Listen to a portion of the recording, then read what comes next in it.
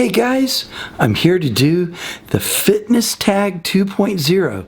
The bearded father tagged me a few days ago, and I'm finally getting around to do it in my cold house.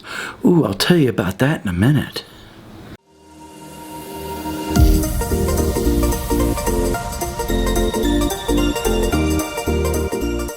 Hey guys, here to do the 2.0 tag questions. I got them from the bearded father. Thank you, Mike. I appreciate the tag, and I will get to them straightly. I'm here in a sweatshirt. I'm doing my stationary bike here, but I'm wearing a sweatshirt, not so much to sweat as to keep me from being too cold. It was 43 degrees here in Miami this morning. 43. Hasn't been this cold since 2010. It is, and it's going to be colder tonight, they said. Tonight it's supposed to go down to about 39. So I think that's like about 3 degrees Celsius for you British lads. So yeah, it's going to get cold here. It is cold. It's not even going to get above 60 degrees here in Miami today. That's highly unusual during the daytime. Usually, even when it's cold, it'll get into the 70s. All right, let me get to the fitness tag. Pardon me for my breakfast is coming back, because I am not doing this fasted this morning. I am doing this on oatmeal because it was cold. I needed something warm in my belly. So, get in my belly. Yeah, I needed that oatmeal in there. All right, here we go. We're going to do this rapid fire. Fitness Tag 2.0. What is your favorite, number one, what is your favorite cheat meal? No question about it. I'm going to put a picture here of lasagna from the Big Cheese. I absolutely love their lasagna. It's a family-style restaurant here in Miami. And they just have the best food. I love their food. It's an Italian place run by people from Pakistan. What can you say, right? Pakistanis running an Italian.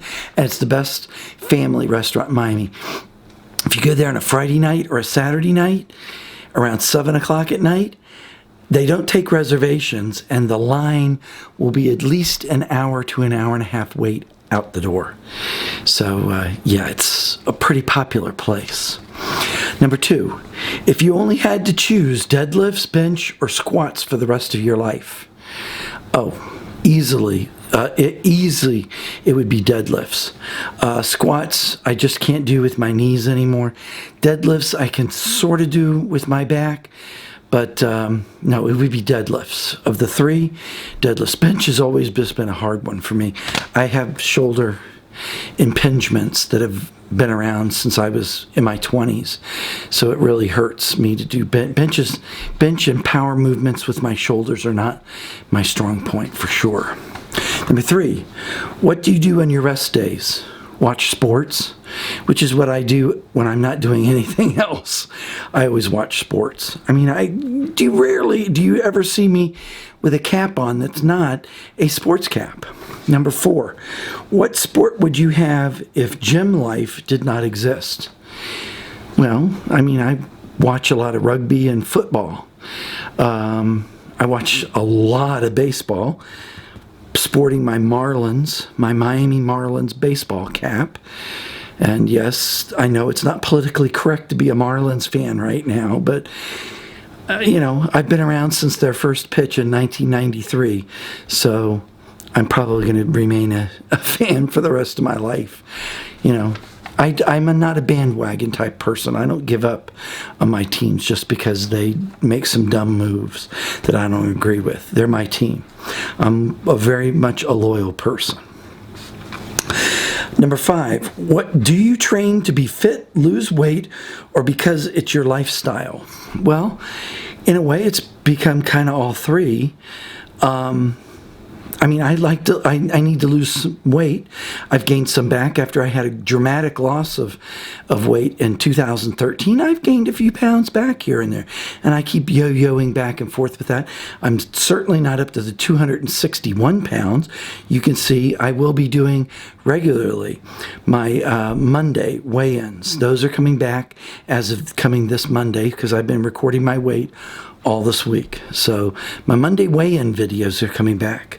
So that's, you know, I do weight loss, but I also try to stay fit. I'm 57 years old. Guys, when you get my age, it is not easy to stay fit. Trust me on this. Your body tells you, no, we are not doing that.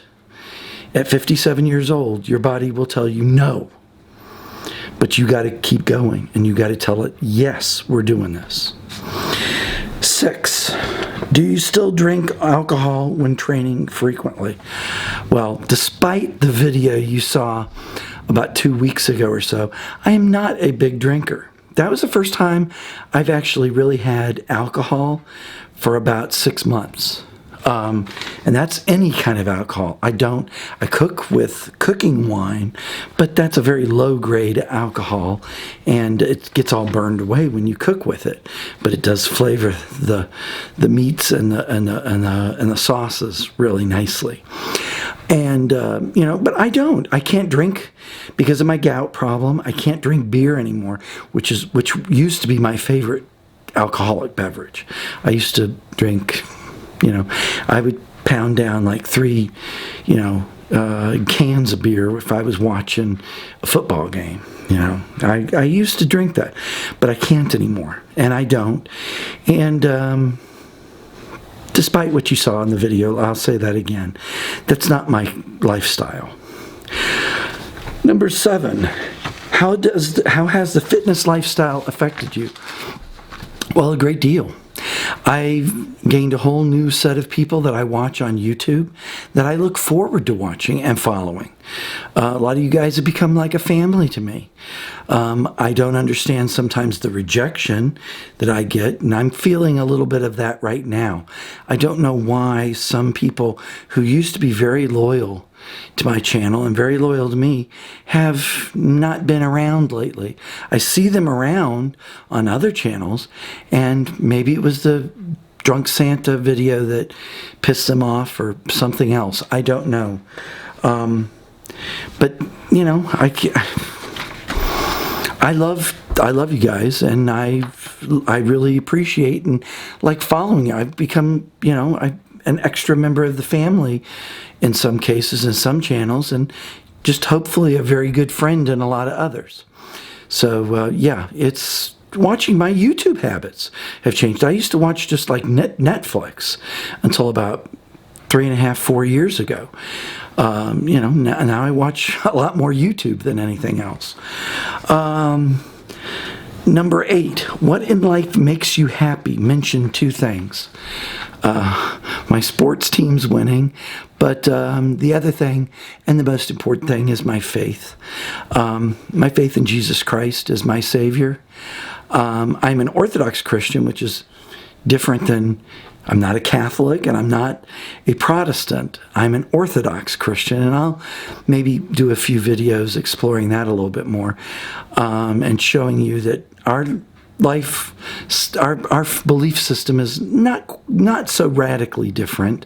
There's a friend of mine who has a YouTube channel who recently I've been making contact with, who has he has like these funny ideas because he was calling himself a Christian lifestyle as opposed to a Orthodox lifestyle, and I'm like, dude, we're the original Christians. You know, we were the first ones. Y'all are, you know, takeoffs on what we, you know, our belief system that started. You know, we're the original church. We're the church most close to the one that the apostles and the early Christians would have known. It's not changed that much. That's why we call it Orthodox. We don't change very much at all, if ever. Most of the service has been was standardized like in about the 350 AD, and has not been changed since. It's still the same service on Sunday mornings, Divine Liturgy. We don't call it Mass. We don't call it worship service. We call it Divine Liturgy. All right, on to the next question. Number 9, do you prefer energy drinks, coffee, or pre-workouts before training? None. I am an agoraphobic. I have a disorder that causes me to have panic attacks. And I especially get them while driving. That's why you don't see me drive too much, or you haven't seen me drive at all really on this channel.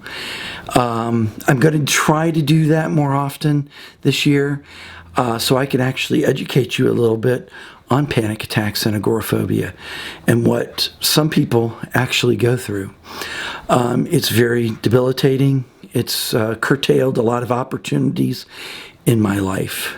And it's been a very devastating thing that's continues to this day. Started in in December of 1985. So it's been 32 years that it's been going and affecting my life, which is not fair, but it is what it is. Our life is what it is. So we can't change that. You can't change the past. You can only change the future if you want to, and you can change it for the better. Okay, number 10, the last one. Which country would you like to live in if you could choose? I am politically a progressive, and my political ideas are more European in their philosophy. I believe in more of a social government involvement in our lives. There's a reason why the Danish, the Norwegians, and all the Scandinavian countries always rate out as basically the happiest people on earth. They have very little to worry about because the government makes sure that their lives are pretty good for their whole life. They don't have a lot of things to worry about. Even extends to Great Britain with their health system. I do believe in a single-payer system, and that we need it desperately in this country. This may be a little too political. You can turn it off now and you can unsubscribe if you want. But I am very adamant about needing a national health service in this country so that adequate health care can be given to people. We should not be at the mercy of health insurance companies who their object is to make money and to make profit. Their object is not to give health care to people. Their object is to actually keep health care from people to make the most profits for their company. I think that's unconscionable. And I think it's a bad way to run a country, and we're seeing the results of it right now. So if you don't like that political philosophy and I'm sorry, but that's just the way I believe. I'm a very, very, very strong believer in a single-payer healthcare system. So that, they're, like in Great Britain, they still have private health insurance. If you want to buy it, you're more than free to. I believe my British compadres on YouTube will agree with that. You can pay for private insurance if you want to, and but you still have to contribute to the National Health Service as part of your taxes, and that takes care of everybody. And the costs are so much lower in those countries for their health care because there's no greedy insurance companies just taking money for profit. If people, even people that are conservatives, if you take a look at that and analyze it and see it for what it's worth, I don't know how you can't come to agree with it and agree with a single-payer health system where, you have a health insurance that's, you have a health service run by the government. I know some people are going to say, oh, everything the government does, that's also propaganda. They want you to, that's how they trap you into believing that nothing can work for you. Medicare works for the older senior citizens, And Germany has a system that is not totally a healthcare system. They have to still have private insurance.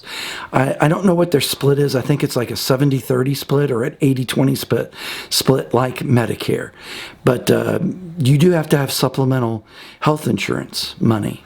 But people don't go bankrupt. The number one reason people go bankrupt in the United States is because of health problems and because of medical bills. It's unconscionable that you put people out on the street. They have to sell their house to pay a medical bill. What kind of society does that? That's not a society that I really want and that I want to live in. So there you go, guys. If you don't like it and you don't like my political philosophy, I'm sorry. I'm not going to apologize for believing what I believe. And I'm unapologetic for putting it out there. All right, guys. Thank you for listening. If you listened this far, love you guys. You guys are great. And I've been doing, how long now? Let me put my peepers on so I can actually read something. I've gone 3.41 miles. I've done 84 calories, which always seems like more than that because I'm really sweaty. 288.5 calories, pardon me. 288.5 calories. See how long it's been, because it's been quite a while. I think I've gone over 15 minutes. So y'all take care. Love y'all. Easy teasy and peasy. And this blog is over. Thank you, Bearded Father. Ask you.